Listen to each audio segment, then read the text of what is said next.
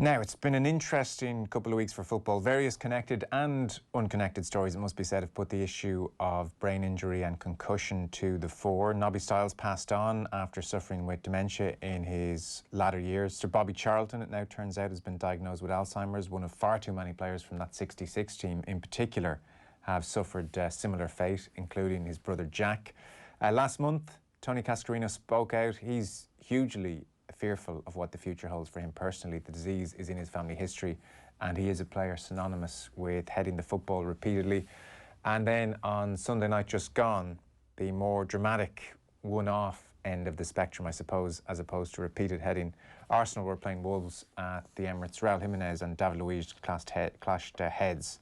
Jimenez suffered a fractured skull, and then probably to general disapproval, I think we could say, David Luiz played on with a bandage around his head and blood pumping. Eventually he was substituted. Arsenal, we should say, maintain he passed all the protocol tests and was perfectly able to continue. So this issue is ongoing and very alive at the moment in the world of football. To that end, we are joined by former Premier League footballer and former Republic of Ireland international, of course, as well. Kevin Doyle is with us. Good evening. Evening, Joe. How are you? Very well. Great to have you with us. I was wondering to what extent have you been paying close attention to all this lately? I always keep an ear out for, obviously, like the game at the weekend. In fairness, it's a clash of heads in the game. What can you do about it? And you know, with the Luiz one, yeah, I was very surprised he didn't come off. With the whole, listen, there's so much things going on with concussion and bangs of head. The whole protocol thing, and then a doctor assessing you on the side of the pitch or on the pitch, from my experience anyway, you know, that first few minutes you might be fine. It can be delayed. It can come on, you know, 5-10 minutes later, as I've experienced. So I thought he would come off. It was such a, you know, an obvious collision. He had blood come out of his head, you know, for the avoidance of doubt and for, you know, just to be 100% sure. And you know, everyone is so aware of it now, and it's so in the public eye that you would think it'd be better to precautionary take him off anyway, even if he was feeling fine. You know, such an obvious incident. Were you ever subjected to any of those protocol in your playing days? I know you hung up your boots in 17. Yeah, and right near the end, it was, listen, in America, I think, in fairness to the MLS, they were ahead from what I'd experienced in England before I'd left. So, you know, and I've been over to the FA and spoke to them since I've come home and did a little thing with them. And they are really, it seemed to me like they'd caught up. That was about a year and a half ago. So, but when I was in the MLS, yes, we were all doing the protocols to start the season, which I hadn't done before in England. So it was a surprise to me when I moved over there. You know, they had, obviously, it's a big issue in the NFL. So the MLS were on top of it. And, you know, I did those tests on the side of the pitch a number of times, was taken off because of potential concussion and after getting concussion and, you know, all the assessments afterwards in the dressing room. And afterwards then when you go back to training again, the return to play protocol. But yeah, I hadn't experienced it in England. I can only speak on what I experienced in America. And further to your point about how you can be fine for the first 5 or 10 minutes and then suffer symptoms afterwards, did you in the States at any stage pass a test and then feel symptoms afterwards when you were back on the field? Yeah, in my very last professional game against LA Galaxy, I got a ball to the head. You know, someone, it was actually Ashley Cole. He went to clear a ball, you know, half volleyed it off my head from about 5 yards away, and down getting treatment and got the, you know, assessment from the doctor and physio. And at the time, for those couple of minutes, I felt fine, you know, even though I think I was, after being, you know, I think I'd been knocked out for a second or two, but didn't own up to them, and actually did feel fine in the assessment and was able to answer all their questions and no problem. But then 5 minutes later, 10 minutes later, I just remember standing on the pitch and not really being, you know, just feeling not right, not really being 100% sure, you know. I think I described it as like I was looking down on myself playing from above. So a weird feeling, and it's just one of the symptoms, I suppose, of concussion as it was at the time. But I didn't get that initially. It took 5 or 10 minutes before that all started to become apparent. And then you know, then I think they started to notice I wanted to shine, but I walked off. I just walked off and told them and walked off the pitch at that stage. Interesting. So that exposes the limitations of that quick question test immediately after the incident. Yeah, I think, listen, if it's a really obvious incident, you see someone get a bad bang on the head and they're down to have to get treatment, I think in that case you go, you know what, for to be safe, we should take someone off. It doesn't happen every game. No. It might happen to someone once a season. And if it's only once a season, you get a bad bang to the head, just, for me, that would be a case of come off. It's easy for me to say that now I'm retired and I've experienced that, but it's not like it'd be happening to you every week. It's bad bangs to the head. It's something that happened to David Luiz on Saturday. That happens once a season, maybe to him. When was the last time you saw him bandaged up with blood pouring out of his head? Very rarely, and less so in football now, becoming a lot less of an aerial battle, even since I've retired. So it should become less of a problem. So when it does happen, then it shouldn't be a big deal that you do take someone off. I wouldn't be anything for banning heading or any of that side of things. I just think listen, use common sense. Doctors are, and that doctor was following the protocol and David Luiz passed the test, but I think it should be a bit more common sense used than that. Yeah. And to be fair, as you said, that's not really the issue. When Tony Cascarino is saying he's fearful of the future, or when we're talking about the higher likelihood of players suffering with dementia in their later years, that's not down to one-off incidents. That's the repeated nature of heading. So with you, did the issue start as a result of one particularly bad incident, or was it just a build-up and it came out of nowhere? No, I would say it's a build-up over time. I just noticed in my last year, so I got a few different bangs to the head, one in pre-season. I remember it was this really nothing collision with a goalkeeper. I think he came to catch it from a corner or a crossing or whatever, and I just challenged him in the air and I barely got a bang, and I was concussed after it, and I thought that's the easiest I've ever been concussed. And how often had you been concussed up until that point across your career? You know what, I don't know, I suppose a handful of times. It wasn't oh my God, I've been concussed. I need to remember this. Yeah. It wasn't a thing. You get a bang to a head in a game, you feel like crap, and you go out and train on Monday. It wasn't down as he's had a concussion and he's had a. Whereas the first time I noticed, I suppose, is only right near the end of my career, and now it's obviously become a lot more thing. It wasn't a thing. It wasn't noted like an injury. It wasn't an issue. The first time I really noticed it was in America, and players would sit out with concussion. I was like, strange, to me, it was, okay, I feel better a day later, and you go back and train, and you go out and header a million balls and train, and that's the side of it that doesn't happen now. And I think we are, to be honest, I think everyone is on top of it. I think everyone uses common sense and everyone does sit out. So the stuff that maybe I would be worried about and Tony Cascarino would be worried about from our careers and going past, I don't think that happens now. I think now, the stupid stuff I would have done, I would have had a bang in the head on a Saturday, shouldn't have played, should have come off, and then I'd be training Monday, and whatever about getting the concussion, you get a concussion. But what compounds it, what makes it worse, is when you were out in training then and you header 50 balls while your brain is still bruised, still trying to heal, you're battering away at something that hasn't healed. And that's when you do, from my knowledge and from what I've been told, that's when you start to do the damage. It's not the actual, main concussion, or concussion obviously is not great, but then repeatedly hurting yourself while still trying to heal, while your head is still bruised. So that has been pretty much, from what I can see and from what I know, taken out of the game. I think when someone gets in concussion, they sit out, they wait. It could be 2 weeks, 3 weeks. They have to pass tests before they come back. That would not have been the case for Tony Cascarino. It wouldn't have been the case for me. You'd go into training and you'd stupidly, you'd do cross and finishing. Nearly at the end of every training session, you could header 25, 30 balls. I don't think that happens now. That's one thing I would say. Listen, heading isn't in the game near as much, but I loved heading. Without heading, I wouldn't have half the career I had. It's an important skill. It's something, it is a skill. So I hate it when I hear people say it should be banned from the game, but I just think managed better. You probably shouldn't be going at the end of training session doing crossing and finishing for half an hour or whatever. Practice your technique once or twice, get a good technique or whatever it might be. There's different training aids out there now. And there's one Irish company have one out there, but there's different ways of learning how to head the ball. You don't need to be sillily going out and heading 50 balls. Kids don't need to be heading it near as much, and it isn't the case now. It definitely has improved massively over the last 2 years. The style of football, how kids are helping train my kids under 19, it's all passing, it's all drills, it's all nice football, and that same aerial contact isn't there. The same amount of need to head a ball isn't there. So naturally it's moving out of the game, but I wouldn't like to take it fully out of it, because as I said, without it, I wouldn't have had the career I had. And when you say, knocks that you would have had across your career, are they generally like an elbow to a head or a clash of heads, as opposed to, head? I don't know, occasionally, probably not at your level to be fair, but you might head the ball in the wrong place and it's come down from a height and you can be seeing stars.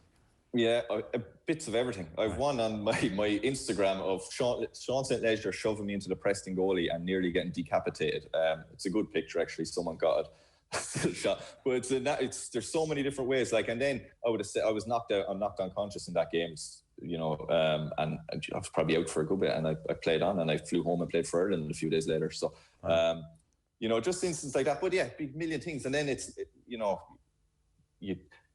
you're ever standing in a wall and, if you ever get a ball at, whatever speed, and you have to stand in the wall and take it on the head to clear it, stuff like that happens. And all that stuff can bring, I don't know if people who would know of heading the ball, if you head it correctly on your forward, you have good technique, it usually feels fine. And that feeling when you don't, and you get it on the top of your head and you feel quite dazed. I suppose the best way I can explain it. But yeah, concussions, you're playing on a hard ground, you go up high when you come down on your back and you bang your head. I was concussed from trying to do a bicycle kick in training. I don't know what I was trying to do. I got concussed from trying to do a bicycle kick in training one day. Just from how I landed, I banged my head on the ground. So listen, there's just so many different ways.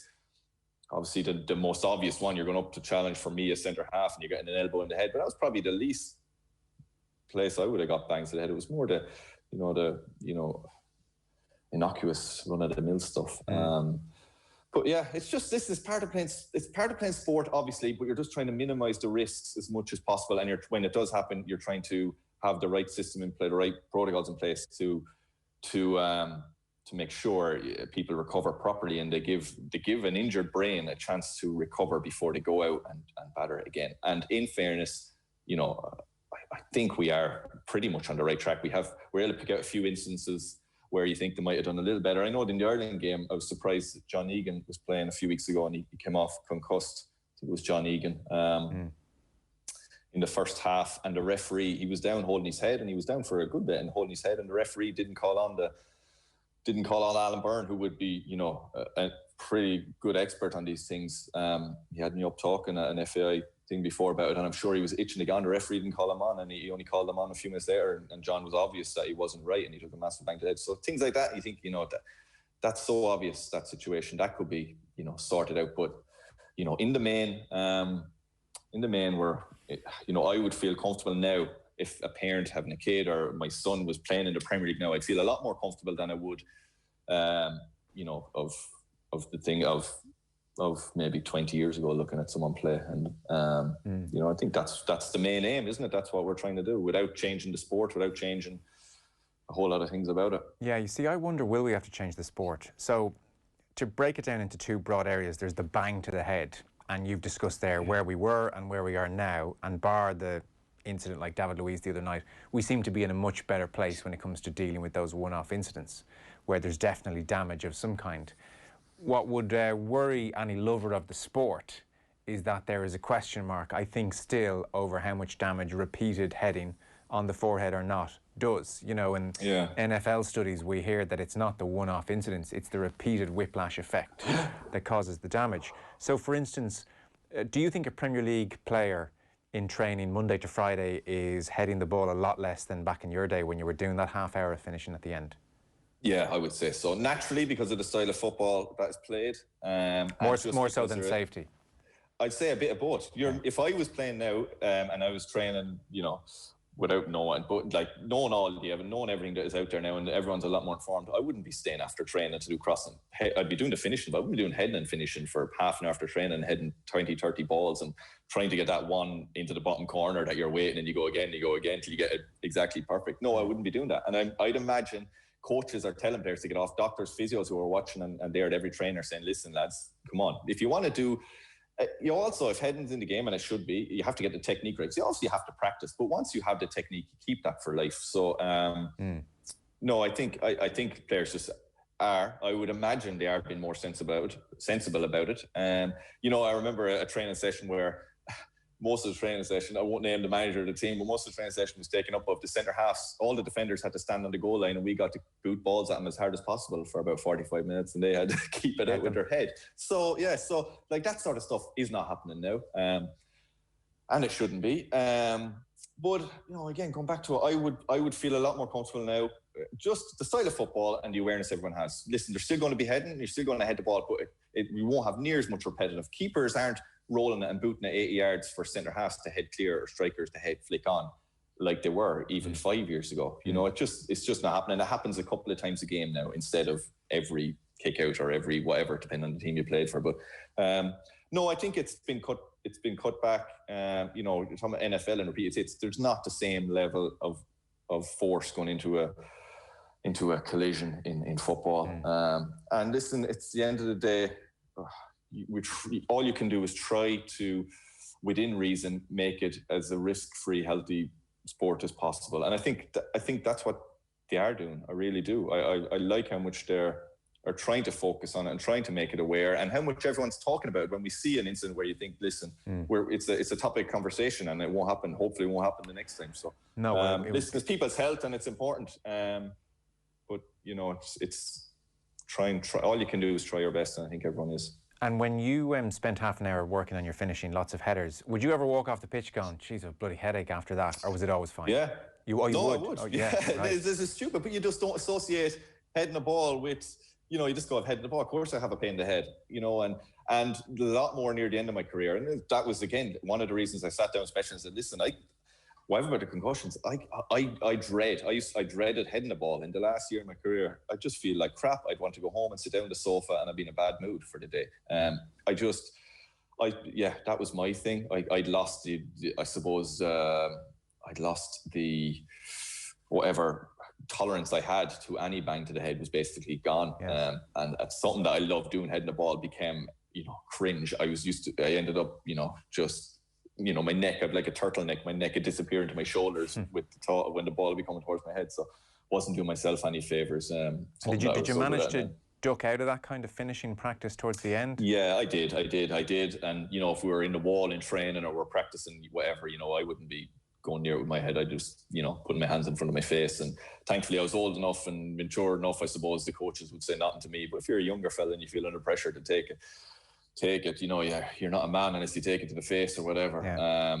I need that crap. So no, I definitely, in the last year and a half, probably maybe more, I don't know, thinking about it, and again, I looking back, I knew that, but at the time, I wasn't putting two and two together as quickly as I should have been. I suppose you're in a bit of denial, and then, you know, thankfully now I know and the more stories about it, I forced myself to read them about dementia and everything in ex-professionals. The more I read it, I'm so delighted I did, you know, call it a day when I did. You know, I was 30, just turning 34. I saved myself another couple of years of punishment, and what could have been, you know, maybe the straw that broke the camel's back in my future. Hopefully that's, won't be the case. I feel great, thankfully. No problems. I was just going to ask, because we've had rugby players in here, for instance, and they've, by necessity, where the hits are bigger, they've had to get their house in order maybe before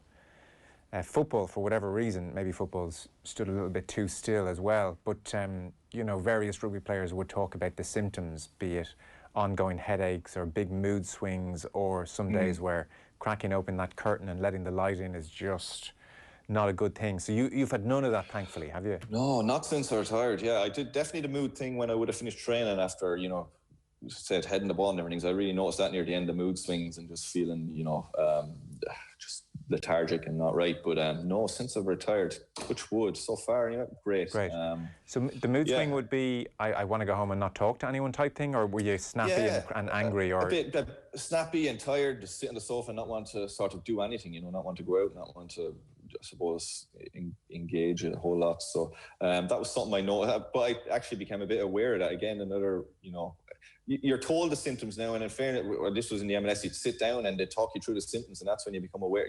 We'd have big meetings maybe twice a year, and at the time you're thinking, this is a pain, another 2-hour meeting here, but then you start to listen, you see that, they have make it really interesting, and you really start to cop on a bit. So I'm sure that's the same in England, and what all the players are hearing and seeing, and that's, what set off, I suppose, a few light bulbs with me. Must have been. Now feel fine. Did your family notice the difference in you towards the end? I don't know. My wife probably said I was always grumpy when I was playing. Listen, when you're playing sport as well, you're so up and down and winning and losing, and it's hard to tell you what was a bang to the head and what was just a defeat or whatever it might be. So no, my wife would just come home from training, he's in a grumpy mood from training, or he's tired from training, or whatever it might be. So no, that was the case. No, as I said, right now, again, if I get a bang to the head now, I really do notice it. The simple my 7-year-old might give me a little tap on it, a little thing, and I do notice that now. Right. A lot easier than I should, but I just try to avoid anything that would cause that, and I don't try put myself in those situations. But I still play five-a-side. I'm still, when we could play five-a-side, I suppose. I still do all those things, and you have to live your life as well. And just again, try to do things sensibly, and that's what players, in general, I think are doing now. And I know I'm going over myself. I think I'd be more comfortable now looking at how football is and how they're treating it. I think they're trying their best, and it'll only improve. This is a horrible question to ask you, but I ask anyway. Where does the worry come in for you, at Tony Cascarino, when you see, for instance, former pros 3.5 times, this is according to a University of Glasgow brain injury group, I'm sure you're aware of all the literature, but 3.5 times more likely to suffer from dementia, 4-fold increase in motor neuron disease, 2-fold increase in Parkinson's. Do you ever fixate on that? Because Tony Cascarino really is struggling with that, I suppose I'm still, I'm late, I'm 37, I'm still not thinking too much. Yeah. I'm trying to just, you know what I do? I put it in the back of my head and I don't think about it, because what's the point? What can I do? You know? And Tony, you were saying Tony had history in his family, and that's a double worry for him, I suppose. I don't have history in my family that I know of, and again, what can I do now? It's too late to change anything. I put in the back of my head, I feel fine, and I move on, and I'll worry about it when I have time to worry about it. Maybe my wife worries about it more, maybe she has, maybe she thinks about it more than I do, but we don't talk about it. And what's the point? What can we do about it?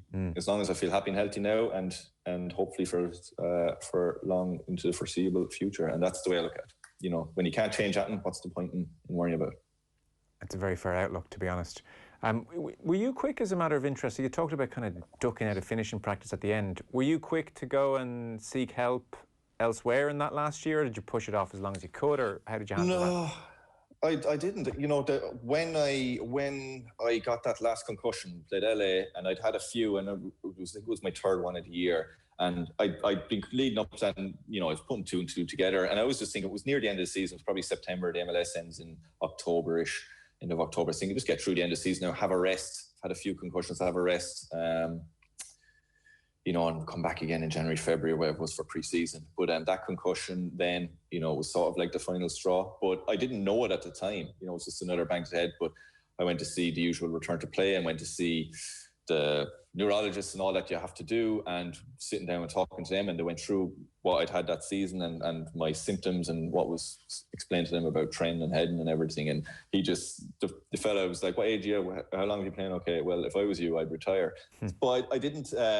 I didn't really sink in. It was just, okay, right, sure, I'll go home. And, I was on my own with him.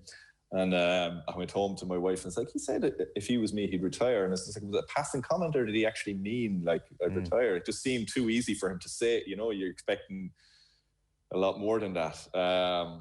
So then, I rang him back, and I was like, did you really say that? He said, yeah, I would retire if I were you. But then, obviously, I went and had all different scans and tests and a few other opinions, and it was basically the same solution. Listen, Kevin, we can't tell you to retire, can't force you to retire. If we were you, we'd retire. If you can, obviously there was nothing stopping me. I felt fine. End of season, I could have taken a few months off and come back, but I was tempted. I was really tempted. Ireland were going to Euros, and I was desperate to sort of see what I could do to try get in that. Or potentially going to the Euros. I didn't qualify in the end, but that was what I was hanging on for, to try and make that. And then we just sat down with my wife and discussed that, and we're like, why? It's the age of, if I was 28, it'd have been a different story. I wouldn't have. But would you, 28, you keep going? Yeah, I would have. I would have. Yeah, I definitely would have dragged it out. I wouldn't have owned up to as much, I suppose. Doesn't that show we need to? I wouldn't have come forward with enough information. I would have kept it to myself a bit. We need to protect players from themselves, is what that highlights. Like, 28-year-old you would have pushed on and done God knows what to yourself. That shows players can't be trusted in this conversation at all. No, definitely not. You're not. Listen, it's terrible to say that, but it's true, isn't it? You just have to go with the best medical advice you can get. Players can't. Listen, no matter, it's different if you have a tight hamstring or a tight calf. You can be trusted a little bit on that. And listen, I know my body and I can work through that. But when it comes to something you don't know a whole lot about, your own head and how that works and how that heals, you can't be trusted on it. Listen, it's too important in that situation, where it should be totally in the medical side of the club's hands to pull you out and not let you go back until they say you're ready, and not when you say you're fine. But there's a little bit of, there's only so much testing they can do, you know. There's a little bit where the player has to finally say, I feel fine, but it should be 2 or 3 weeks down the line from an incident that happens where, you know, you can pass all the tests and still feel like crap and lie about it. You know, one of the tests, well, it was anyway, one of the return to play tests is having to head the ball from 10 yards, from 15 yards, from 20 yards. And I was dreading that in one of my last ones. You know, I just don't want to head the ball here. You know, why would I want to head a ball to return from a concussion? Why do that to myself? And you head the ball and how you feel, I feel fine, head that, no problem. But felt like shit after heading the ball. But, you know, that's how you get back to play. So that was early on in my last season, after that pre-season concussion that I had to do that one. And, you know, it sounds stupid. I sound stupid saying that, lying about that. Why would I lie about that? But you just want it. When you're playing and you're in that bubble of playing sport and you're professional, you can only take so long of treatment and not playing, and you just want to be back out playing. And it's when your body's fine, your muscles are fine, you can run around. The last thing you worry about is, you know, how your head, if you've a bit of a headache or not feeling great, you know, that doesn't stop me running around. So it's you know, I don't have a definitive answer for that. Players will have to have, you can only tell, you know, themselves at the end of the day. In instances like that, you can't force a player to tell the truth. God, that's mad though, isn't it? That like Kevin Doyle, very intelligent, well-adjusted fella, you know, a long way off, clued in, family at this stage, and he's coming back from concussion and he's going through his protocol and he's heading the ball and feels like crap and lies about it. Is like unbelievable in hindsight. Yeah, it is. When I think about it now, I said it's stupid. It's not intelligent. Obviously, you said not intelligent at all. I'll withdraw that then. I'll withdraw that. Yeah, you know, it's... But it shows it's a pros attitude, and we have to factor that in when we're making some kind of rules here, I think, for the game going forward, that like professionals are going to be desperate. Like their whole lives are at stake here, their whole futures are at stake here. 2-3 year contract can transform your life and your family's life, and so of course players are going to take chances. And you know, I'm curious what you think, because you've looked into this then a little bit. So over the next 10, 20, 30, 40 years, the game is going to figure out the big incidents, you know, very quickly. What happened on Sunday, that's going to be sorted. Like, I wonder, will there have to be, and I don't know how you decide what the right amount is, and because there's almost an element of current generations being guinea pigs as to what the right amount of heading the brain can take is, but will there have to be, you know, you're allowed head 6 balls at this velocity, you know, each day, Monday to Friday, and that's it. There's a cut-off point. There's a limit to what you can do. And even, I don't know scientifically if that works, because some players can probably head the ball all day and they'll be fine. Others are more susceptible to it. That's why this thing is really, really tricky for the game to figure out. And the easy option is to go, well, we're just going to ban heading. But that's obviously, that transforms the game. So I don't know how you get from your experience of heading the ball lots, which clearly was too much, to not at all. Where is that sweet spot going to be, and how long will it take football to find it? Yeah, I don't know the answer to that. It's really tough. There's so much technological advancements and impact. You know, you can have an impact sensor in a ball now to see how hard it hits someone. You know, there's so many stats taken. There's 1,000,001 stats all the time. So I'm sure they can work it out how many times a person heads a ball. But I still think, you know, me now, if I was playing now and I was a 21-year-old now, and I went through my career and I got to 33 or 4 like I was in the MLS, and I wouldn't feel like I did then, because I wouldn't have headed near as many balls. I wouldn't have gone through near as many. So the player now won't have the same. I don't think they'll get to 33 and have to lie about how they feel in a return to play assessment about heading the ball, because I don't think they'll have had the same impacts. They won't. It's just football now. That's true. Can you imagine me playing for Ireland 10 years ago, if I was playing for, say, Stephen Kenny last week? You know, it was a totally different, even in that 10 years, of how many times I would have challenged in the air for a ball. I wouldn't have probably challenged once in Stephen Kenny's few games in charge. So, you know, and the same in the Premier League.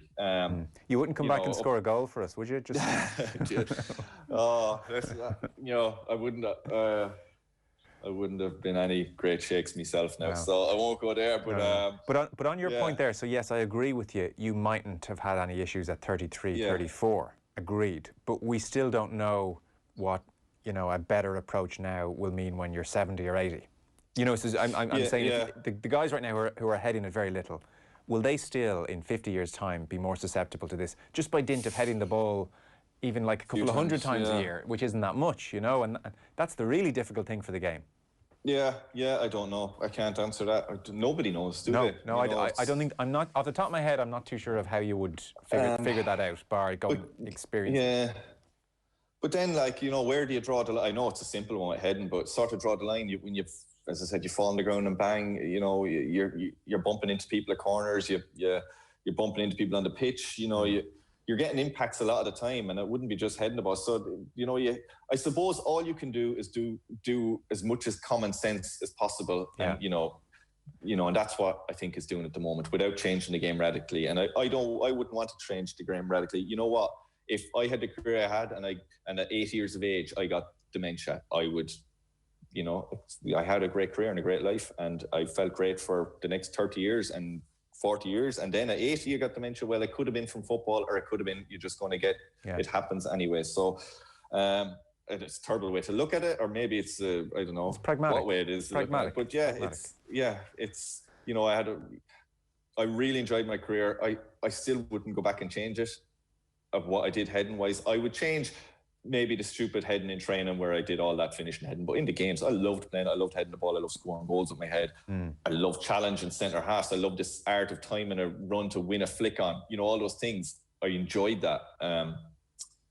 So, you know, I suppose it was something I was good at, and I'd hate to see it is gone out of the game anyway, naturally, just the way football is played. So, you know, the little bit that's left, you know, I would imagine it's better than it was. And that's all you're hoping for. Yeah. The treatment is better than it was. The awareness is better than it was. People aren't doing as much stupid stuff as they were when it comes to training. Or kids, you know, when I was a kid, I was trying to score Tony Cascarino's headers. You know that for Ireland or Ray Houghton's header against England. I was trying to score those on the lawn. My brother with a Gaelic football weighed about ton, you know. So kids aren't doing that now. They're trying to score, you know, top corner free kicks and different things.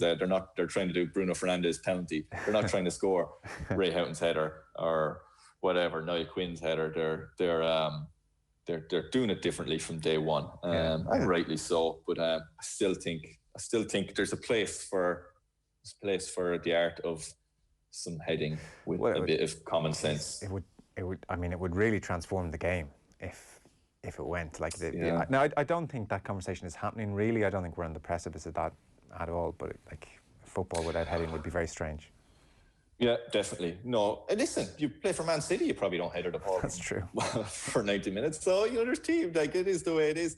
You know, there's centre halves who wouldn't have had their career, centre forwards and centre halves. There's plenty of players who lived for it, and there's definitely players who have way worse than me regarding how many times they headed the ball.